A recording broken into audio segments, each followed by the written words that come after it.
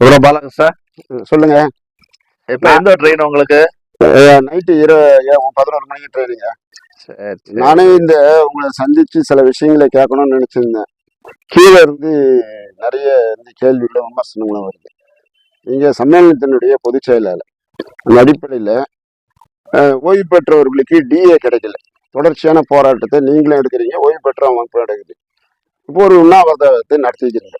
இப்பத்திய அதனுடைய பொசிஷன் என்ன?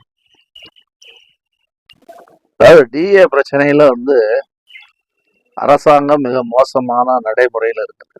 சரி, ஏற்கனவே இந்த டிஏவை தொடர்ந்து கொடுக்க கூடாது அப்படிங்கிற ஒரு கொள்கை முடிவு எடுக்கிறாங்களா அப்படிங்கிற சந்தேகம் நமக்கு இருக்குது.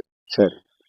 ஏன்னா இப்ப சில சமயங்கள் இப்ப நமக்கு நிறைய பணங்கள் வரல, வராத பணங்கள் பின்னாடி வாங்கிக்கலாம் அப்படின்னு இருக்குது.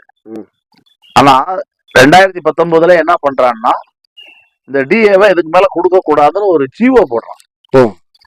அரசாங்கத்தை பொறுத்தளவுல அரசு அதிகாரிகளுக்கு ஜிஓ தான் வேத வாக்கு. சரி, புரியுதா? ஜிஓ தான் வேத வாக்கு. சரிங்க. அதிகாரிகள் மாறிக்கிட்டே இருப்பாங்க. அதாவது கவர்மெண்ட் என்ன கூட சொல்லலாம்.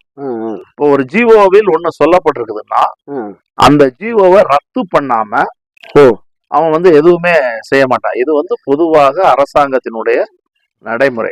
ஜிஓ ரத்து பண்ணணும்னா என்ன பண்ணணும்? போராட்டம் நடந்துகிட்டு இருக்கோம். அப்ப ஜிஓ ரத்து பண்றதுக்கு வழக்கெல்லாம் நடந்துகிட்டு இருக்கு. அதை சொல்லல. சரிங்க. என்ன விஷயம்னா 2019 ஜிஓ போட்டு நிறுத்திட்டான். இப்போ அதுக்கப்புறம் நம்ம தொலைக்கட்ட போராட்டங்கள் என்பது நடத்திக்கிட்டு இருக்கோம். சரிங்க. அதனால 2022 பேச்சுவார்த்தையிலே நம்ம என்ன சொன்னோம்னா, நீங்க முதல்ல இந்த ஜிஓவை ரத்து பண்ணணும், நீங்க டிஏவை ரிலீஸ் பண்ணணும் அப்படிங்கறதுதான் நம்ம சொன்னோம். சரி. அமைச்சர் இது சம்பந்தமா நான் முதலமைச்சர்கிட்ட பேசி முடிவு எடுப்போம்னு சொன்னாரு. சரிங்க. பட் இதுவரைக்கும் அவர்கள் எந்த முடிவும் என்பது எடுக்கல. அதனால இந்த டிஏ பிரச்சனையில ஒரு கடுமையான போராட்டம் நடத்தித்தான் வாங்க முடியும் என்ற சூழ்நிலை என்பதுதான் இன்றைக்கு இருக்கக்கூடிய நிலைமை. உங்களுக்கு ஒப்பந்த பேச்சுவார்த்தையிலையுமே கூட நம்ம இதை விடாம தகராறு பண்ணித்தான் வாங்க வேண்டிய கட்டாயம் இருக்குது. ஆனா ஒரு விஷயம் என்னன்னா, நிச்சயமாக நம்ம டிஏ வாங்குவோம். அதுல எந்த சந்தேகமும் கிடையாது. சர்வீஸ்ல இருக்கும்போது எந்த ஸ்ட்ரைக்கிலும் பங்கேற்காதவர்கள், எந்த போராட்டத்திலையும் பங்கேற்காதவர்கள் இன்னைக்கு சிஐடி பார்த்து ஒரு விமர்சனம் வைக்கிறாங்க. இது ஒரு விதமான மனோரீதியான துஷ்பிரச்சாரம். திமுக எடுத்துச்சு போறாங்களா, இல்லாட்டி அதிமுக எடுத்துச்சு போறாங்களா?